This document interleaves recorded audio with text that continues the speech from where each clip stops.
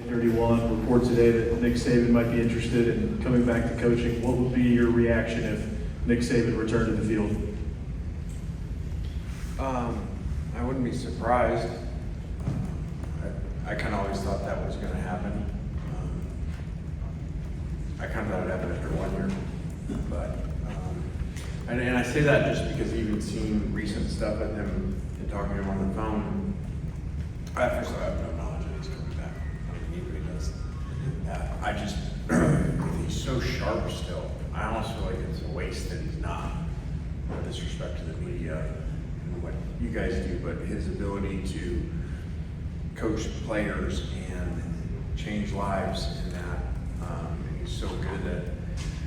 I just think he'll be back, whether it's NFL or college. Left side, ESPN 106.7 in Auburn. Coach, it's a different landscape in college athletics. Your confidence that the new rules can be policed and enforced? I mean, it doesn't seem like it's happening, so I don't really have a lot of confidence in it. And that's no disrespect to the system or anybody involved in it. It just it doesn't seem like it's happening. And now you have what appears to be these states passing where they're not going to have to. So I don't know how that could possibly work. Like I kind of jokingly said earlier, where you're gonna in the NFL, like, hey, there's a salary cap, but Tennessee Central doesn't follow it. I mean, so maybe it'll work. It just doesn't seem like it's been a very, very good week or so for it. Front row.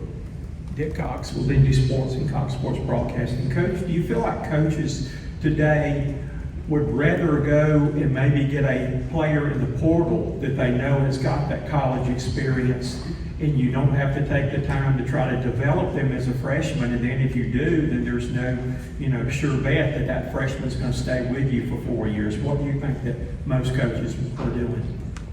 Well, I think that's really complicated. I think that, the question always used to be, do you build through, like in NFL, professional sports, you build through free agency or the draft.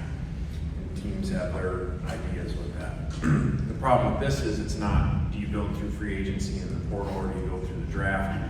In high school, because in the draft, you draft them and you have them for 3 to 4 years, whatever the contract by round is. When you say build through high school, because you don't know if you have them. You don't know if you have them for their second semester. So I think that's a really complicated question. All depends on, I don't think it's a number, like you take this many in portal, this many high school. I think there's a lot of stuff within that, and evaluating the ones you do take, and who are they, who are their families, how do they think, are they up to stay when things don't go their way. So there's just a lot to that. Pass it to your left.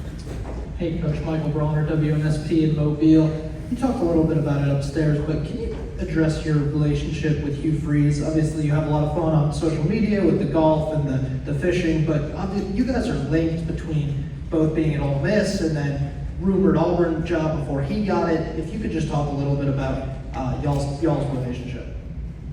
Yeah, I like Coach Freeze a lot. I think he's done a good job. He was really good to my brother when my brother worked for him. My dad would come visit them. So I just have fun with people. And you guys think that was, for a lot of people think that I was directing, like when I was fishing before, because that is, I knew it was golf. It wasn't. It was way back to the years ago thing when he was kind of flexing on like a picture of like a 2-pound bass or something like that he posted. So that's kind of where the whole fishing thing started. Right side, second row. Alex Mine, on 3. Hey, man. Kind of along those same lines. Maybe to go behind the curtain a little bit, like, the method to the madness with social media and kind of, obviously you're promoting your program, promoting yourself, your own brand, but what goes into kind of when you do decide to send a tweet?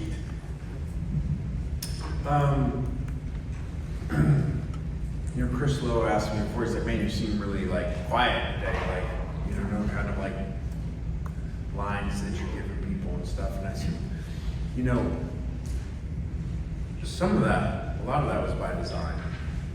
That I think that when you take a job and you're at a place where maybe it's been down a little bit, and how kids kids are today. Like, you gotta get out there. You gotta do things to be creative, to get your brand out there that are non-traditional versus just, well, play really well. Well, yeah, okay, well, that takes a while to play really well and have performance on the field. So it brings attention to your program. Recruits see it, parents see it. I get all the time from parents, whether I'm going there or whether they're coming to me, and they're like, I feel like I already know you because of your social media, like I love it. So there's a lot in there because of that kind of stir the pot stuff and things like that. And then I think you don't do quite as much once your program, has gotten to a point where you are able, you do have national attention for your brand. I think where we are now compared to where we were 5 years ago. But then there's still some little stuff in there that's just, I feel like I look at social media on a daily basis if I do things, just as a normal person. Like, hey, that's funny, so I retweet that, just kind of like normal people do. And so there's that part, there's not a whole lot of thought into. Like, somebody said, like they put things on like phones, like the silver thing where you gotta blow it in, like, for your car keys and stuff. Like, put that on your phone for social media, like just from a standpoint of like, hey, you have to wait 5 minutes. Like when you write a post, before you post it, you gotta wait 5 minutes, before you actually push send. Because a lot of times people send me stuff and I just hit the button and like retweet it, because it's not that big a deal. Front row, and then pass it to your left. Travis Brown, KBTX. Piggybacking off the earlier question, I think when enforcement does eventually come down, it'll involve universities kind of having to do what's better for the sport as a whole, maybe not good for their institution. Do you see schools doing that? Is that something that can be expected moving forward, that more people will kind of do what's good for the whole of college football? You're asking like the teams in the SEC, are they going to do what's best for the whole of college football versus like their immediate need in their program in the SEC? I think you know that answer. I mean, that's the world we live in. That's college football in general. Like, you better win now, and especially the SEC. So, unfortunately, I don't think you're going to see a lot of that. But, hey, this is a really good thing to do for college football, but you might lose some games and lose recruits because of it. I think it's too competitive for that. And are there penalties for, if you're over this cap or the contracts and all those things, I think too is look at, well, what are those and when do those happen? And do people get to win before those happen? Do they get to load up a roster and go win that year and then get some penalties afterwards? So like I said up there on the stage, we've operated for a while. It goes back to retention last December, January of our current players. The 2 portals since then, we operated that we were told this cap was coming, it was going to get passed, and that everybody was going to follow this. It was going to be really enforced, so that's how we put together our roster. Front row, white shirt. Lane, 3 close losses last year. Anything specific in those losses that you can carry over, not that you're able to reflect, that you could carry over into this year? I think run the ball better. The year before, we were either 4-0 or 5-0 in one-score games. We were 0-3. It wasn't because all of a sudden we didn't know what we were doing. The ability to run the ball better would have definitely helped, especially 2 of those were ahead with the ball in those games. We can close them out. So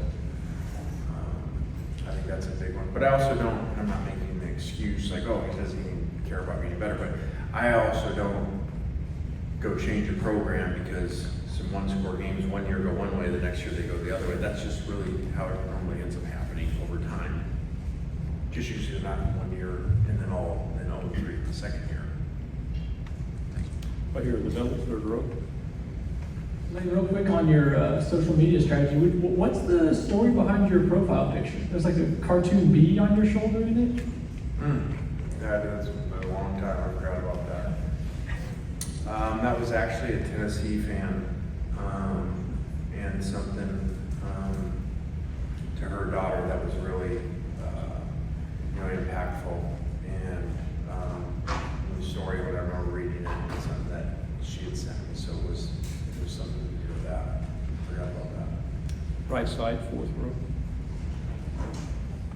Well, I think that we just have a really good culture. We have a really good staff that now is together for a second year in a row without losing anybody. That the expectations are set, and a little bit like parenting. You know, when you kind of have it nailed versus okay, we're figuring it out. There's different sets of rules from different assistants and stuff. Our players know that this is the way they got to do things, and then when they come in, that's the expectation. I think it helps us that we recruit and coach the same way.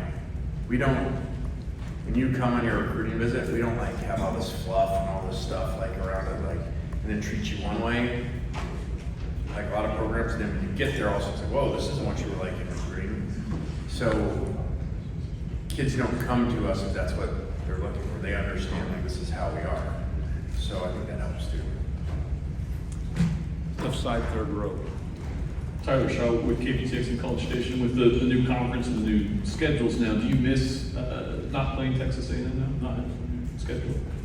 Yeah, I do. That was a good series for us. So yeah, I wish we were playing them. It can work. I could be wrong on the stat. I feel like the most yards ever in a game, was Leach. Was that against LSU or something? So it works. So I would disagree with that. Plus, you gotta be careful. Like systems are just because something's titled a type of system, whether it was West Coast way back before or whatever it is, spread or whatever. That doesn't mean they're all exactly the same. There's intricacies within it. So that guy's done a great job, and I'm sure they're really good. Final question on the Thanks so much. David Edelstein, WJTV in Jackson, Mississippi. With the way that the season concluded last year, being just on the brink of breaking into that first ever 12-team college football playoff, what is your sense of the vibe of the team and kind of the message heading into it with the new team this year, but looking to have the same goal and just take that last step in? Yeah, the team's so new. I think like a lot of college football, unfortunately, your rosters have turned over so much that there's not as much like getting over the year before, good or bad. So many players are new, so much work to do.